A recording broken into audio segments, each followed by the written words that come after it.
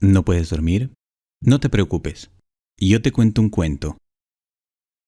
Este cuento se llama Las ruinas circulares y es un cuento de Jorge Luis Borges. Nadie lo vio desembarcar en la unánime noche. Nadie vio la canoa de bambú sumiéndose en el fango sagrado. Pero a los pocos días nadie ignoraba que el hombre taciturno venía del sur y que su patria era una de las infinitas aldeas que están aguas arriba, en el flanco violento de la montaña, donde el idioma send no está contaminado de griego y donde es infrecuente la lepra. Lo cierto es que el hombre gris besó el fango, repechó la ribera sin apartar, probablemente sin sentir, las cortaderas que le dilaceraban las carnes y se arrastró, mareado y ensangrentado, hasta el recinto circular que corona un tigre o caballo de piedra, que tuvo alguna vez el color del fuego y ahora el de la ceniza. Ese redondel es un templo que devoraron los incendios antiguos, que la selva palúdica ha profanado y cuyo Dios no recibe honor de los hombres. El forastero se tendió bajo el pedestal, lo despertó el sol alto, comprobó sin asombro que las heridas habían cicatrizado, cerró los ojos pálidos y durmió, no por flaqueza de la carne, sino por determinación de la voluntad. Sabía que ese templo era el lugar que requería su invencible propósito. Sabía que los árboles incesantes no habían logrado estrangular, río abajo, las ruinas de otro templo propicio, también de dioses incendiados y muertos. Sabía que su inmediata obligación era el sueño. Hacia la medianoche lo despertó el grito inconsolable de un pájaro.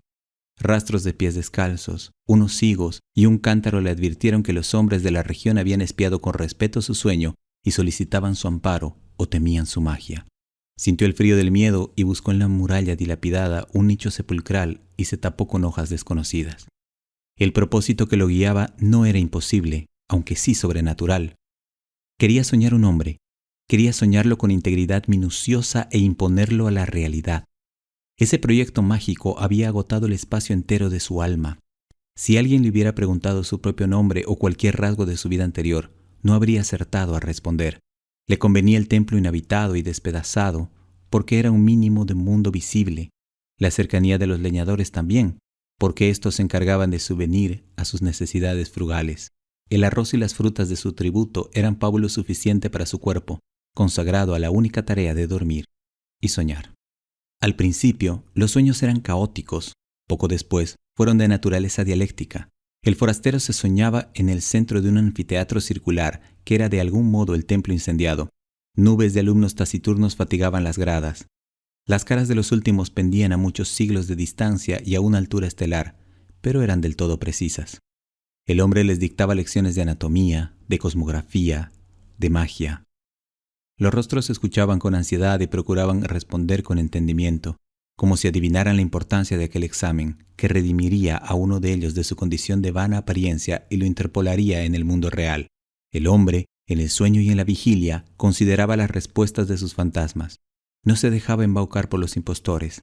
Adivinaba en ciertas perplejidades una inteligencia creciente. Buscaba un alma que mereciera participar en el universo. A las 9 o 10 de la noche comprendió con alguna amargura que nada podía esperar de aquellos alumnos que aceptaban con pasividad su doctrina y sí de aquellos que arriesgaban, a veces, una contradicción razonable. Los primeros, aunque dignos de amor y de buen afecto, no podían ascender a individuos. Los últimos preexistían un poco más. Una tarde, ahora también las tardes eran tributarias del sueño, ahora no velaba sino un par de horas en el amanecer, licenció para siempre el vasto colegio ilusorio y se quedó con un solo alumno. Era un muchacho taciturno, cetrino, díscolo a veces, de rasgos afilados que repetían los de un soñador. No lo desconcertó por mucho tiempo la brusca eliminación de los condiscípulos. Su progreso, al cabo de unas pocas lecciones particulares, pudo maravillar al maestro. Sin embargo, la catástrofe sobrevino. El hombre un día emergió del sueño como de un desierto viscoso.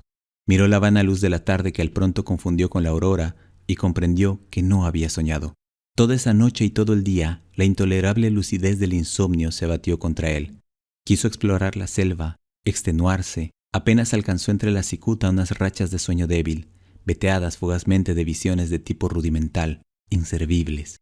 Quiso congregar el colegio y apenas hubo articulado unas breves palabras de exhortación. Este se deformó, se borró. En la casi perpetua vigilia, lágrimas de ira le quemaban los viejos ojos. Comprendió que el empeño de modelar la materia incoherente y vertiginosa de que se componen los sueños es el más arduo que puede acometer un varón, aunque penetre todos los enigmas del orden superior y del inferior. Mucho más arduo que tejer una cuerda de arena o que amonedar el viento sin cara. Comprendió que un fracaso inicial era inevitable. Juró olvidar la enorme alucinación que lo había desviado al principio y buscó otro método de trabajo. Antes de ejercitarlo, dedicó un mes a la reposición de las fuerzas que había malgastado el delirio. Abandonó toda premeditación de soñar y casi acto continuo logró dormir un trecho razonable del día. Las raras veces que soñó durante ese periodo no reparó en los sueños. Para reanudar la tarea, esperó que el disco de la luna fuera perfecto. Luego, en la tarde, se purificó en las aguas del río, adoró los dioses planetarios, pronunció las sílabas lícitas de un nombre poderoso y durmió. Casi inmediatamente soñó con un corazón que latía. Lo soñó activo, caluroso, secreto, del grandor de un puño cerrado, color granate en la penumbra de un cuerpo humano aún sin cara ni sexo. Con minucioso amor lo soñó durante 14 lúcidas noches. Cada noche lo percibía con mayor evidencia. No lo tocaba, se limitaba a atestiguarlo, a observarlo, tal vez a corregirlo con la mirada. Lo percibía, lo vivía desde muchas distancias y muchos ángulos. La noche 14 rozó la arteria pulmonar con el índice y luego todo el corazón, desde afuera y adentro. El examen lo satisfizo. Deliberadamente no soñó durante una noche. Luego retomó el corazón, invocó al hombre de un planeta y emprendió la visión de otro de los órganos principales. Antes de un año llegó al esqueleto, a los párpados. El pelo innumerable fue tal vez la tarea más difícil. Soñó un hombre íntegro, un mancebo, pero éste no se incorporaba ni hablaba ni podía abrir los ojos. Noche tras noche, el hombre lo soñaba dormido. En las cosmogonías gnósticas, los demiurgos amasan un rojo Adán que no logra ponerse de pie. Tan inhábil y rudo y elemental como ese Adán de polvo era el Adán de sueño que las noches del mago habían fabricado. Una tarde, el hombre casi destruyó toda su obra, pero se arrepintió. Más le hubiera valido destruirla. Agotados los votos de los númenes de la tierra y del río, se arrojó a los pies de la efigie, que tal vez era un tigre y tal vez un potro, e imploró su desconocido socorro. Ese crepúsculo soñó con la estatua. La soñó viva, trémula. No era un atroz bastardo de tigre y potro, sino a la vez esas dos criaturas vehementes y también un toro, una rosa, una tempestad. Ese múltiple dios le reveló que su nombre terrenal era fuego, que en ese templo circular y en otros iguales le habían rendido sacrificios y cultos y que mágicamente animaría al fantasma soñado, de suerte que todas las criaturas, excepto el fuego mismo y el soñador, lo pensaran un hombre de carne y hueso. Le ordenó que una vez construido en los ritos, lo enviaría al otro templo despedazado cuyas pirámides persisten aguas abajo, para que alguna voz lo glorificara en aquel edificio desierto. En el sueño del hombre que soñaba, el soñado despertó. El mago ejecutó esas órdenes, consagró un plazo, que finalmente abarcó 2 años, a descubrirle los arcanos del universo y del culto del fuego.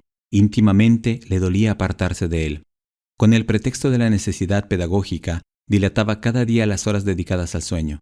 También rehizo el hombro derecho, acaso deficiente. A veces lo inquietaba una impresión de que ya todo eso había acontecido. En general, sus días eran felices. Al cerrar los ojos pensaba, ahora estaré con mi hijo. O más raramente, el hijo que he engendrado me espera y no existirá si no voy. Gradualmente lo fue acostumbrando a la realidad. Una vez le ordenó que embanderara una cumbre lejana. Al otro día, flameaba la bandera en la cumbre. Ensayó otros experimentos análogos, cada vez más audaces. Comprendió con cierta amargura que su hijo estaba listo para nacer y tal vez impaciente.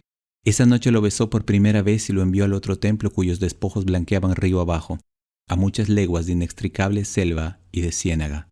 Antes, para que no supiera nunca que era un fantasma, para que se creyera un hombre como los otros, le infundió el olvido total de sus años de aprendizaje. Su victoria y su paz quedaron empapadas de hastío.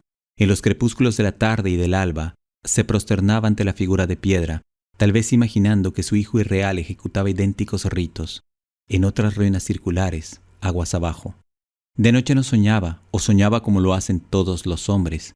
Percibía con cierta palidez los sonidos y formas del universo. El hijo ausente se nutría de esas disminuciones de su alma. El propósito de su vida estaba colmado. El hombre persistió en una suerte de éxtasis. Al cabo de un tiempo que ciertos narradores de su historia prefieren computar en años y otros en lustros, lo despertaron 2 remeros a medianoche. No pudo ver sus caras, pero le hablaron de un hombre mágico en un templo del norte, capaz de hollar el fuego y de no quemarse. El mago recordó bruscamente las palabras del dios. Recordó que de todas las criaturas que componen el orbe, el fuego era la única que sabía que su hijo era un fantasma. Ese recuerdo apaciguador al principio acabó por atormentarlo. Temió que su hijo meditara en ese privilegio normal y descubriera de algún modo su condición de mero simulacro. No ser un hombre, ser la proyección del sueño de otro hombre. ¡Qué humillación incomparable! ¡Qué vértigo! A todo padre le interesan los hijos que ha procreado, que ha permitido, en una mera confusión o felicidad. Es natural que el mago temiera por el porvenir de aquel hijo, pensando entraña por entraña y rasgo por rasgo en 1001 noches secretas. El término de sus cavilaciones fue brusco, pero lo prometieron algunos signos. Primero, al cabo de una larga sequía, una remota nube en un cerro, liviana como un pájaro. Luego, hacia el sur, el cielo que tenía el color rosado de la encía de los leopardos. Luego las humaredas que herrumbraron el metal de las noches.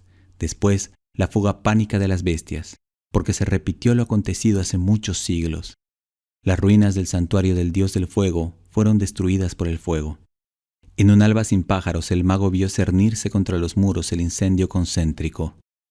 Por un instante, pensó refugiarse en las aguas, pero luego comprendió que la muerte venía a coronar su vejez y a absolverlo de sus trabajos. Caminó contra los jirones de fuego. Estos no mordieron su carne. Estos lo acariciaron y lo inundaron sin calor y sin combustión. Con alivio, con humillación, con terror, comprendió que él también era una apariencia, que otro estaba soñándolo.